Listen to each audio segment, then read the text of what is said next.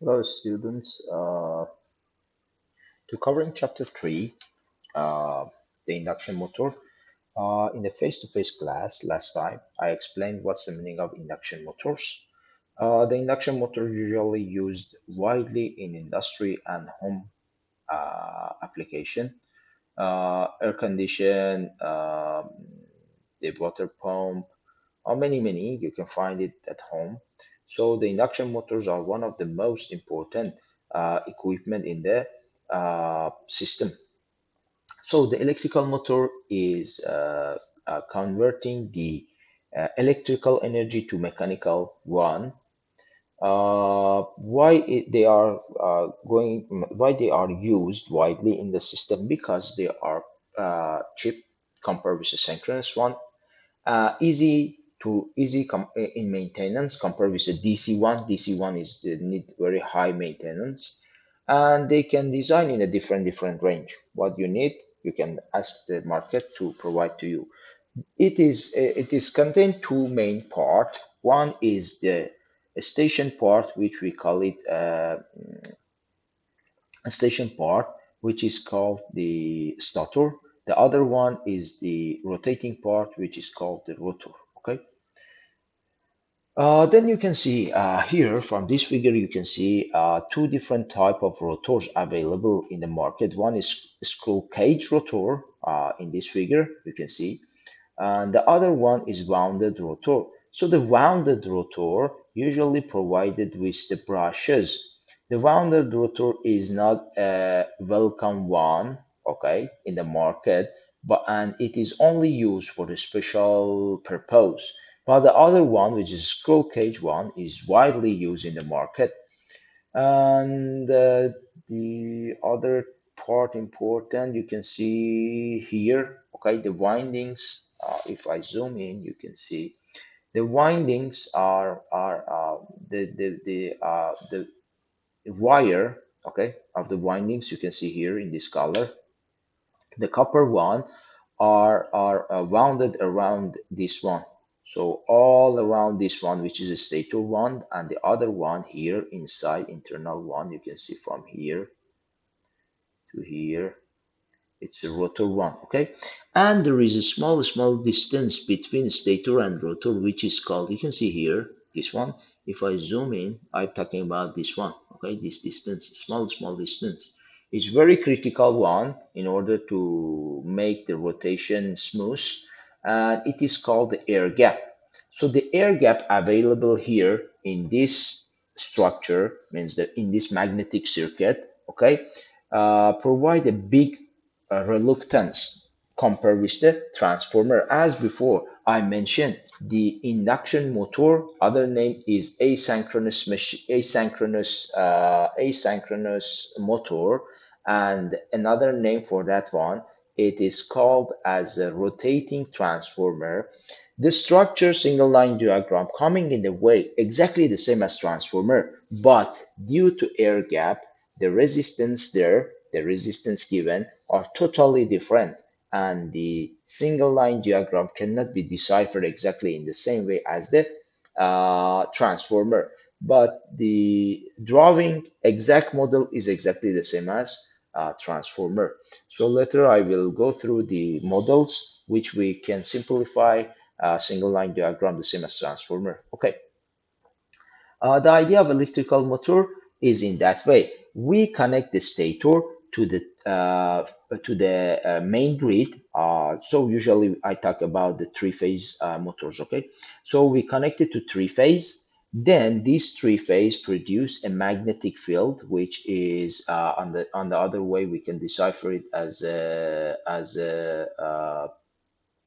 uh, permanent magnet, not permanent magnet, magnet which is changing by the time, and then the rotor, which is short circuited in the case of a screw cage, both side is short circuited, converted to another type of magnet, which following the magnet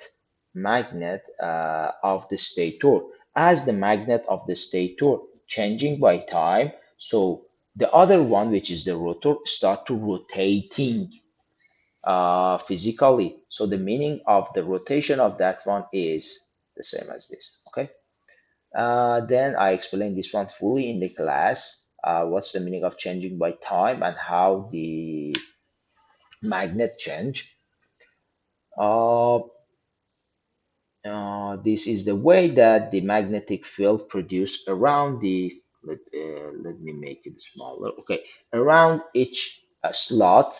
On behalf of having many slot here, we only assume we have six slot, which is coming for A, then B, and then C. So it's in the way A, then C, then B. Just look, A, B, and C. Okay, so C prime is at the side, B prime is at the side, and A prime is at the side. So you can see A, then a prime, then another value without prime, another value, another name is prime, blah blah blah blah. It's going and changing, turning around. So the field around each slot, it means that we have a wire with a current, which that current is changed the same as red or yellow or blue. Okay, then this one produces the magnetic field in the stator and it's changed by the time. Then talking about the poles, which is the number of poles of the transformer. In the case of three-phase transformer, that tree considered as a one. So we usually call it two poles. Two poles mean one N, one S. So as before we mentioned, the field is magnetic field is going out from N and coming in the S, and then we can have the other two poles in the rotor, okay, the other two poles in the rotor or in the stator, and then the number of pole increase. So the number of poles usually given to you if it's mentioned as a pair of poles, okay, so it means that we're considering ns as one, sorry, ns as two.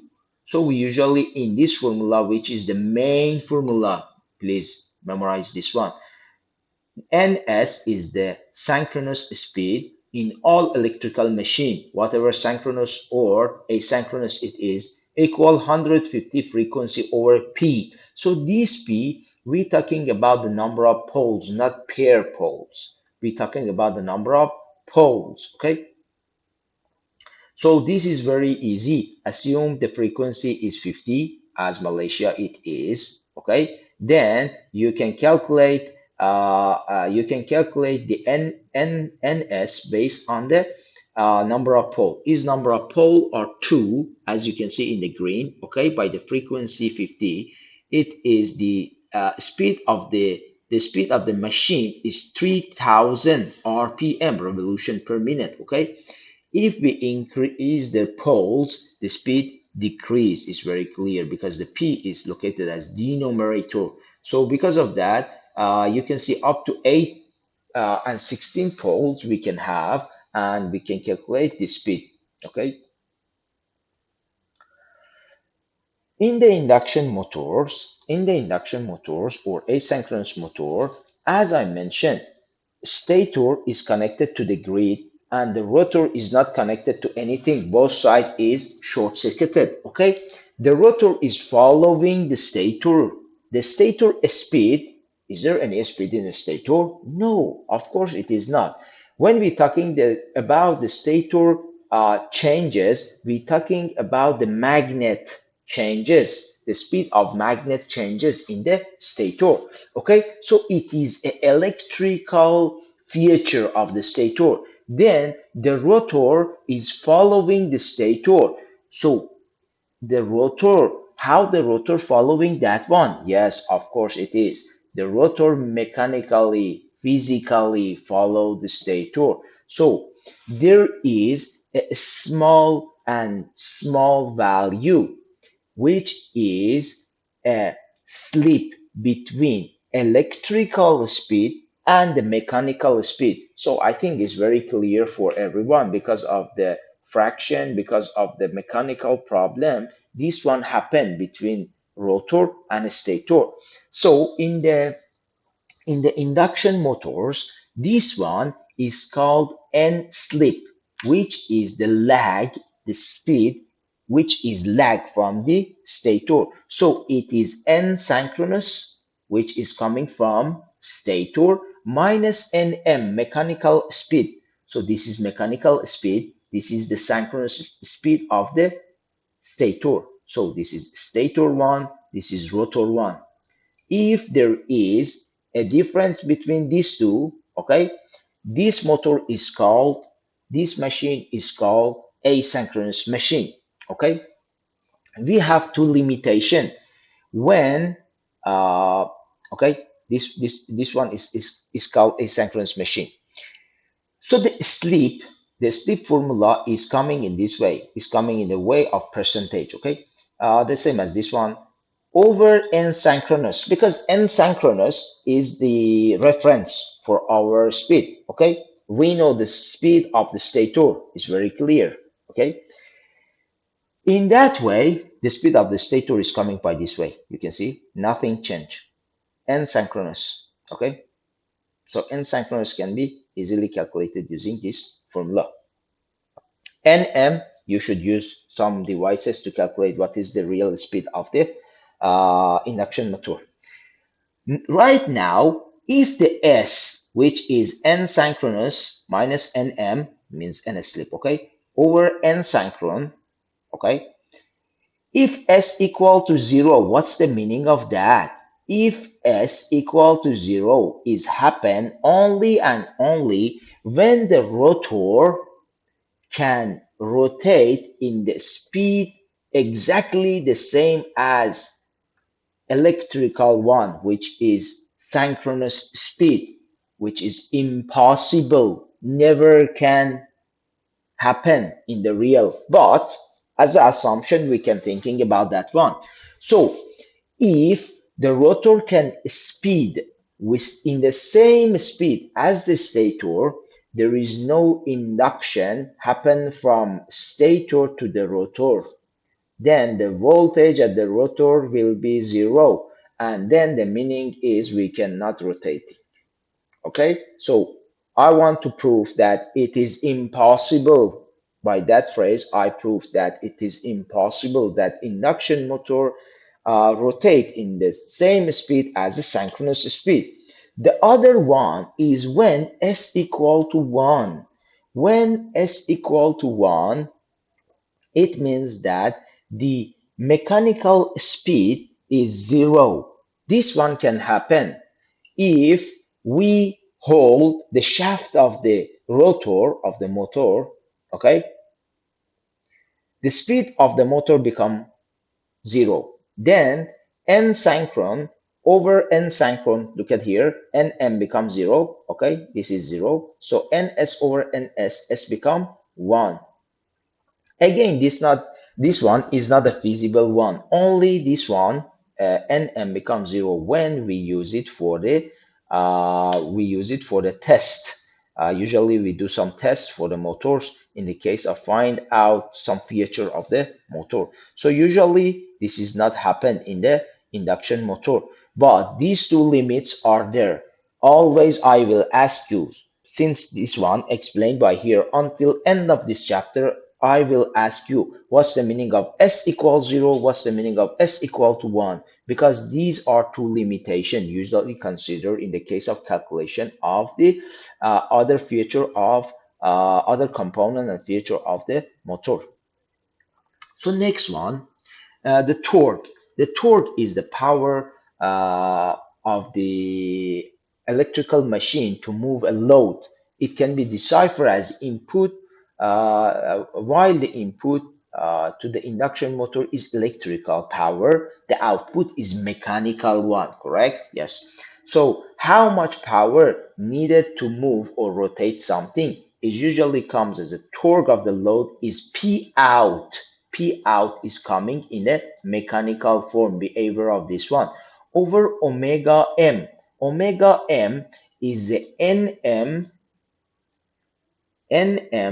the synchronous speed, mechanical speed, which coming as a rpm, which converted to rad over s. So we should times it by 2 pi over 60 or pi over 30. Okay, you can convert it to omega m. So this is the torque of the load, how much torque we need to start any load. It can be easily calculated by this formula. So this is a example to find out the meaning of this one. Find the slip for the induction motor when the actual speed is 1450 rpm and the synchronous speed is 1500. So the n slip, it's synchronous one, which is 1500 minus 1450 become 50, correct? Become 50. Then the S, which is slip, is n slip over n synchron, which is 1500. So the slip can be calculated here as a 3.333%. Okay, this is the synchronous, this is the slip of the rotor. So rotor is 3.33% lag from synchronous speed of stator. Another example you can see by here, okay? We have electrical motor, the voltage is 208, okay? And the power is 10 HP, okay? 10 HP. 4 poles, the number of P is given, the P is 4. Frequency given 60 hertz. The connection is also given to you right now is Y connection. So Y connection here do nothing for you, but in this example, as I can remember, yeah, here is not a major the connection type. Okay, then it said at the full load the motor has a slip of 5%. So the S is given as a 5%. Be careful, slip, full load, okay? What is the synchronous speed of this motor? Step one, how we can calculate the synchronous speed? The synchronous speed is NS, as its formula 120 time F over P is coming from here, 120 F over P. What is the frequency? The frequency is 60. The number of poles also are 4. So it's 60 by here, 4 by here. So you can calculate it as 1800 RPM. Then what is the rotor speed at this time? Okay, how we can calculate? Just return back to the formula. Okay,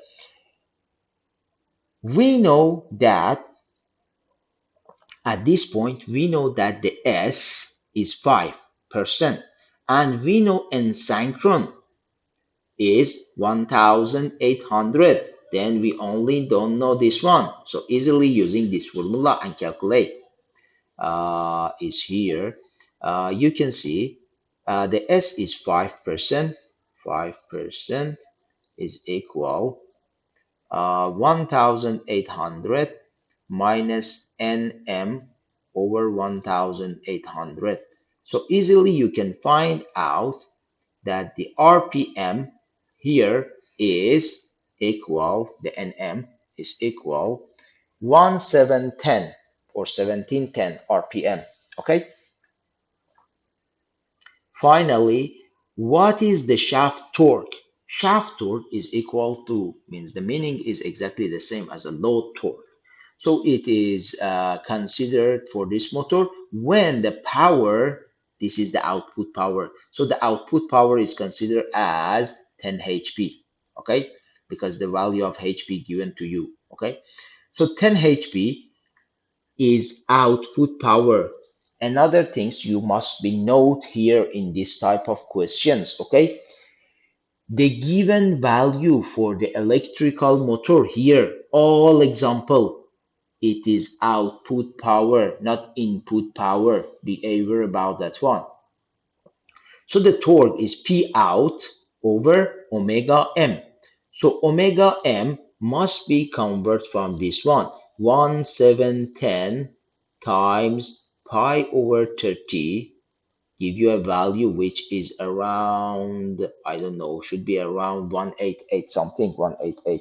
If you calculate by yourself, you can find it out. Okay. Then P out is 10 HP and 1 HP is 746. So times 10 is 7460. And then you can divide these two and find out the final value here. Next part of the question, which is very important in the case of the induction motor, thinking in the way of the voltage inducing from one side to the other side. Look at the question. Said based on this one, based on the given, what is the frequency of rotor? While we know this frequency, this is the frequency of a stator. Okay, so what is the frequency of the rotor? How we can find it out? This is the way. The frequency of rotor is S frequency of stator. So frequency of rotor, S is 5% times 60. 60 was here. 5% is the slip rate. Okay, so 5 times 60 is 3 hertz. So what is the frequency of rotor? Finding in the way of frequency of rotor is S frequency of stator. It is also can be used in the case of the voltage in the rotor side. So for the voltage at the rotor side, whatever we should use N1 over N2, okay, the same as the transformer one, we should consider the S also. Don't forget that one. Okay. Now let's talk about the equivalent circuit. Can you remember the equivalent circuit for the transformer? It's the same as this one. You can see, okay. Right now, it is locked rotor. Locked rotor or blocked rotor, it means that S is equal 1. This is the meaning of blocked rotor when we stop the shaft, okay. Then just look carefully here. This is R1, which is the resistance of the stator, then X1, which is the leakage reactance of the stator, and then RC and XM, the same, okay? The core, okay? The core resistance, just I have to stop my recording, sorry.